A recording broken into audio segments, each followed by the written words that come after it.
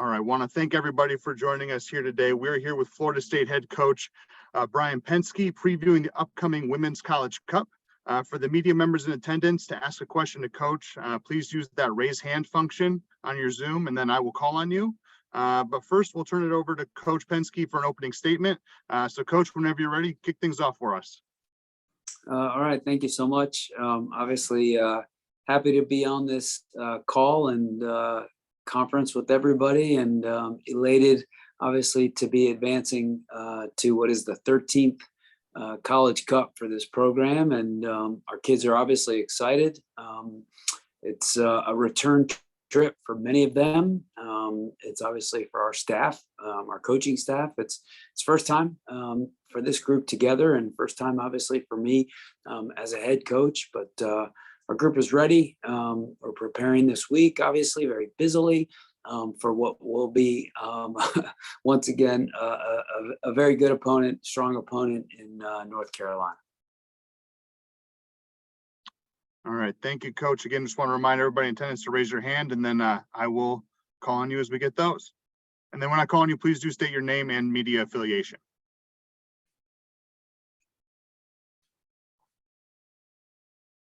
All right, Kip, we'll start with you.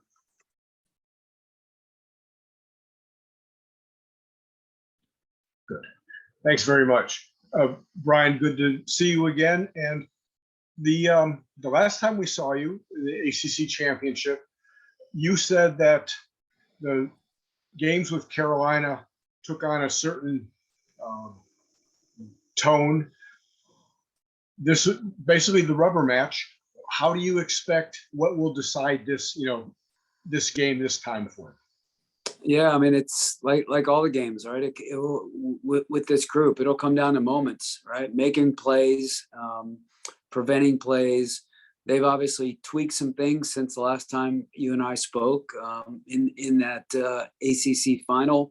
They've changed their shape a little bit, back and forth a little bit between a 3-5-2 and a 4-3-3. So we're not quite certain what we'll see, but we've stayed the course, and we've played against some 3-5-2s throughout the year, and obviously they're 4-3-3 and others throughout the year. And bottom line, it'll just come down to, it's not a final, but it's a big semifinal, and both teams, I'm sure, are going to, be organized and defend very well, not give a whole lot away. And in that ACC final, that was certainly the case, right? Neither team had many great looks, and it's a matter of, limiting the good looks, and then when you do have them, doing your best to take care of them and making one or two count. So I think it's going to be no surprises. When they played us here, they got us right 2-1. We got them there 2-1 in Cary. Both teams played well in both games. We felt really good about our performance in both games, and I think our group is confident, yet knowing that our team, and it was my first experience, obviously, coaching against North Carolina with Florida State, right? I had done it at the University of Maryland before, and also at the University of Tennessee. But it's obvious our kids have a lot of respect for North Carolina, and I've played them a number of times, and in regular season play, and ACC tournament play, and NCAA tournament play. So our kids have a ton of respect for them. They know it's a tall task, yet at the same time, there's a fine line between total respect, but also having a lot of confidence in yourself. All right, Kyle. Hey, Coach. Kyle Logan with ABC 27 here. Coach, all season long, you've talked about just how your ladies have been pros. How big has that been, certainly over the course of this postseason, but, through the run of ACC play, but the fact that they're experienced, their level-headedness, the fact that they played on big stages. Coach, how big is it that they have been pros this entire season? Oh yeah, it's a really big deal, and a total credit to Mark and the program he built here, and the tone he set, and the atmosphere that he set within these walls and on the field. And we've seen it, and our kids have had to do it repeatedly, from the coaching transition to some of the adverse situations we've run into in games. Most recently, the other day, playing against a very challenging opponent and style of play in Arkansas. And we had to adapt a little bit and tweak some things in terms of how we played. They were trying to get in our heads and get us emotional and get us thinking and all those things. But our kids, they just talked about it and they did it. They stayed the course and they just played and just competed and stayed focused on really the stuff that matters. And and I felt it in our post-game press conference, right? I had Christina Roque in there with me. I had Jenna Neiswanger in there with me. And those two are just cool as cats, right? Cool as cucumbers, ice in their veins. And then you look at the experiences for those two in particular and a number of other kids within our team. They'd just been to, when we were last in Cary, right? It was their third consecutive ACC final. This will be their third consecutive College Cup, right? So experience in all walks of life, it just breeds confidence, and it also just kind of breeds a calmness about you. And so I'm lucky to be the coach of a group of kids who are very experienced at a high level. All right, we'll go to Thomas next. Hi, Coach. Tom Hindle with Top Draw Soccer. Good to see you again. I'm just curious. I mean, there have been a lot of good moments over the course of the season, but do you think this team's played its best soccer yet? That's a really good question.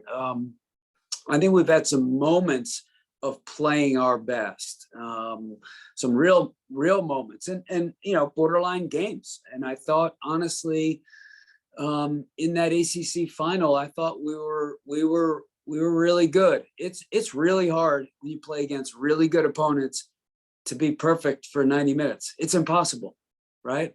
But by and large, can you do well in terms of your possession? Can you create chances, right? And can you create a number of chances? And then can you limit chances, right? And we've had a number of games, right? And I think even and sometimes that works and you win the game. When we lost to Carolina here, we played really, really well in that game. And I think that gave us the confidence going into the ACC final, right? Even though Carolina got us and they were really good in that game too. And they scored some great goals and they scored the goals. They deserved to win the game. But we felt like we were good, right? And so we were confident going into the ACC final. And we're confident going into this weekend. Yet we know we're going to have to be really good in the key moments, right? We're going to have to be really good in all the stuff, right? In terms of our defending and our pressure and denying their opportunities and choosing the moments when to play and when to look a little bigger and play beyond their pressure, right?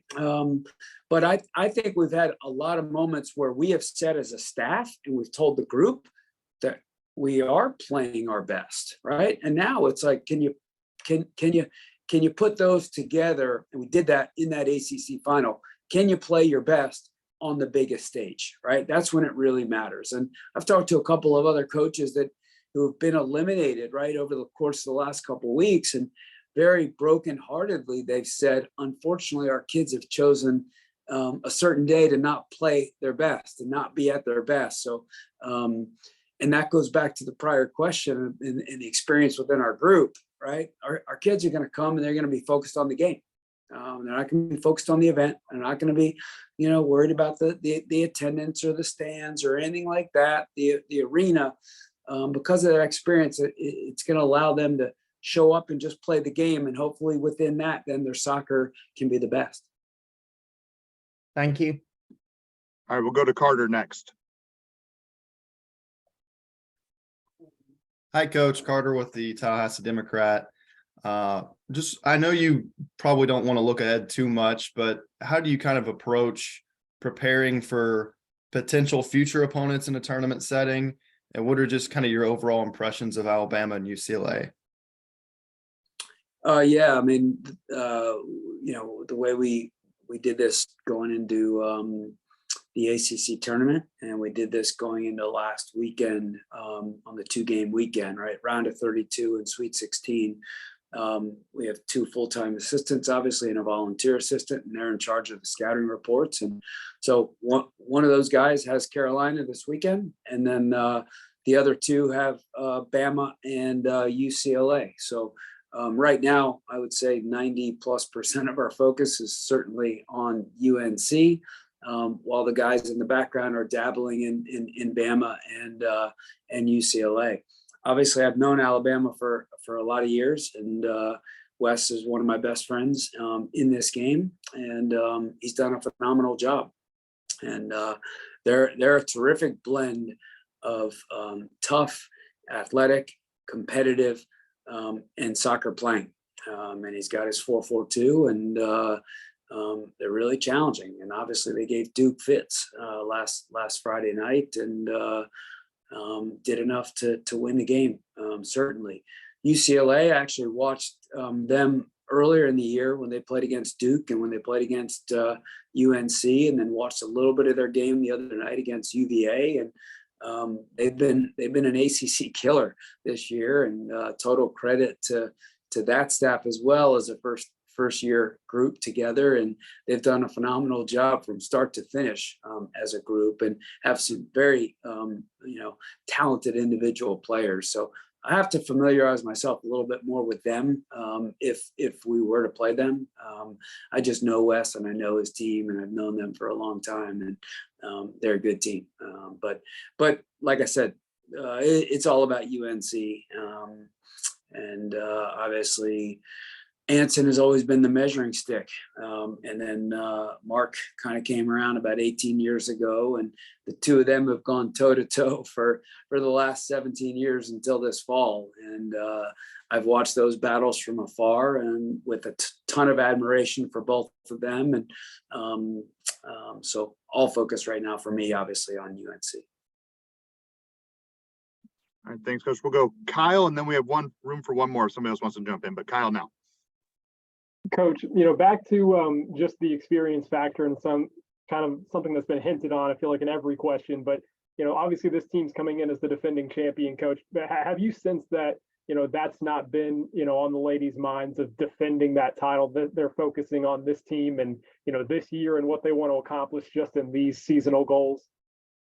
Yeah, I mean, it's national championship here, right? I'm not going to say national championship or bust, because we are all, and our kids celebrated, as they should after we won the regular season and after we won the tournament. They were really, really excited and happy. Yet they talk about it all the time. Winning the national championship is the measurement and the benchmark here. And so there's extreme high focus on that. And I hear them mumbling and talking about it, and it's just it's the thing here, and it hangs on the wall of the indoor complex that overlooks our stadium, right? National championship logos. It's on our benches, team benches. It's right outside my office, about 8 feet away from where I sit right now. That's the measurement and the benchmark that Mark has created. 19 of the 20 players that are on our team right now are kids that have been recruited by Mark, and that's the deal. That's the focus. And so, thankfully, like I said, we've got a number of them that have been to, many college cups, and I don't know the number, but we have one young woman in Clara Robbins who this could be, she's been here. This is her 7th fall. This could be her, if I'm not mistaken, her 4th or 5th college cup, which is just absurd. All right, running tight on time, but we'll do one more. The Osceola, wrap us up. Hey, this is Bob with the Osceola. Coach, thanks for your time. I'm curious about that relationship building aspect that you that was where you jumped right in and had to kind of re-recruit a lot of these ladies. Maybe how did you see that relationship grow once the season began in August, and how has it kind of evolved? Yeah, I like to think it's pretty rich. When you go through hard times and you have some tough conversations and great conversations, hopefully you develop mutual admiration and mutual respect for each other. And we went through tough stuff right at the start, right? We started the season number 1 in the country, and 8 days later we were 1-0-2, and I think we dropped all the way down to 12th at some point, right? And for this program, that is not the standard. And everybody's thinking the house is on fire and it's burning, and we had to work through things together. And when you work through things together with mutual respect and admiration, that relationship just continues to grow. Hopefully they feel like we as coaches, right, that the meat of what we've done and kind of the game planning and the coaching that we've done has has allowed them to respect us. I think this summer them choosing to return is, I think, a little bit of a reflection of liking us and respecting, the things that we said, and all of that. But then August 1st, it all starts. The soccer starts. It all starts for real. And now, how do we do as coaches, right? And how do we prepare that, right? And how do we talk about our opponents? And I think, right, that they have learned to and grown to respect us as coaches. We certainly have endless respect for them as players and as people. And I think they feel like we've done this together, and it's only grown stronger as the fall and the season has gone on. Great. Well, thank you so much, Coach Pensky, for joining us today. Good luck this Friday. And if you have any additional, so we'll be back for post-game press conferences. Any additional media requests, please reach out to Brett and then the communications department down there in Tallahassee. So thanks again, Coach, for joining us. All right. Thanks, guys.